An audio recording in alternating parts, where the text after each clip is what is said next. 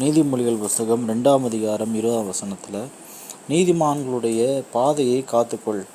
அப்போ இதுதான் அந்த நீதியின் பாதை. நீதியின் பாதைன்னு பார்த்தீங்கன்னா நீதிமொழிகள்லையும் பல இடங்கள்ல எழுதியிருக்குது.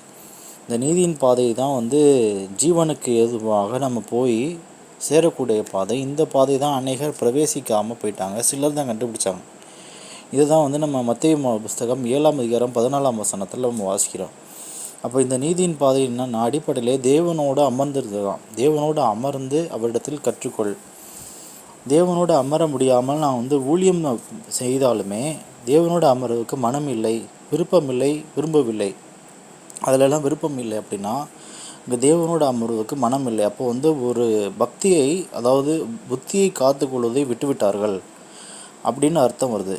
அப்போ இந்த புத்தியை காத்துக்கொள்வதை விட்டுட்டு ஊழியம் செய்தனால தான் அங்கே தேவன் அவர்களை என்னுடைய ஊழியக்காரர்கள் இல்லை, அவங்க சொல்லி அவங்கள யோக்கியமான ஊழியக்காரர்கள்னு சொல்லி அவர் அவங்கள அழுகையும் பற்கரிப்பும் உள்ள இடத்துக்கு அவர் அனுப்புகிறார். அப்போ இந்த நீதியின் பாதை தான் பார்த்திங்கன்னா நீதிமொழிகள் புஸ்தகம் 4ஆம் அதிகாரம் 1 வசனத்துலேயும் எல்லா காவலோடும் உன்னுடைய புத்தியை முக்கியத்துவப்படுத்துகிறாங்க. நம்ம அது தமிழ் வார்த்தையில் புத்தி பார்த்திங்கன்னா நல்ல புத்தி கெட்ட புத்தின்னு நம்ம சொல்லுவோம். அந்த புத்தி நீதிமொழி எழுதப்பட்ட புத்தி கிடையாது. முக்கியமானது புத்தின்னு பார்த்திங்கன்னா அங்கே புத்திமானாய் தாவீது நடந்து கொண்டார். அந்த வகையான புத்தி, அந்த புத்தின்னு சொல்லக்கூடியது புத்திமானாய் நடந்து கொண்டார். அந்த புத்தியை தான் அங்கே சொல்கிறாங்க. ஞானத்தை சம்பாதி, புத்தியை சம்பாதி. நீதிமொழிகள் புஸ்தகம் 4ஆம் அதிகாரத்தில் 5, 6, 7ஆவது வசனமும் 13ஆவது வசனத்தில் பார்த்திங்கன்னா புத்தியை காத்துக்கொள், அதுவே உனக்கு ஜீவன். நீ என்னத்தை இழந்தாலும் புத்தியை விடாத. புத்தி இழந்துட்டா தேவனோட அமர்ந்திருக்கிற நேரம் அந்த தேவனை துதிக்கிற துதிக்காதவர்கள் செத்தவர்கள் வேதத்தில் எழுதியிருக்குது. நம்ம துதியின் ஆயுதத்தை தான் தேவன் ரட்சிக்கப்பட்டவர்களுக்கு கொடுத்துறார். துதியின் ஆயுதத்தை, இந்த கத்தியை வச்சு எப்படியாவது நீ பிழைச்சிக்கோ.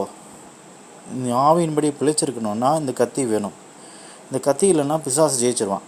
இப்போ பிசாசு ஜெயிக்கணும்னாலே, பிசாசு ஜெயிக்கிறதுக்காக தான் கிறிஸ்தவர்கள் பரலோகம் போகிறாங்களே ஒழிய இயேசுவை கும்புறதுக்காக யாரும் பரலோகம் போகல. இயேசுவை கும்புறனால யாரும் பரலோகம் போக முடியாது. பிசாசை ஜெயித்து, ஜெயித்து, பிசாசு ஜெயித்து, உலகத்தை ஜெயித்தா மட்டும்தான் பரலோக ராஜ்யத்துக்குள்ளே பிரவேசிக்கிறோம், ஜீவக்கிரீடம் பெறுறோம். இப்போ அந்த ஜீவக்கிரீடம் பெறுவதற்கு சாத்தான் இந்த பரிசுத்தவான்களின் பாதையை குறி வச்சு தான் வரான். அவர் நம்மளுடைய பாதையை காப்பாற்றுகிறார். அப்போ இந்த நீதிமானுடைய பாதையை உடைக்கிறதுக்கு தான் சாத்தான் வருவான். நீங்கள் தேவனோடு இருக்கிறத பிரிச்சுட்டு அதை கெடுத்துடணும். அதுதான் முக்கியமாக குறிக்கோளாக வரான். அப்போ இந்த பாதையை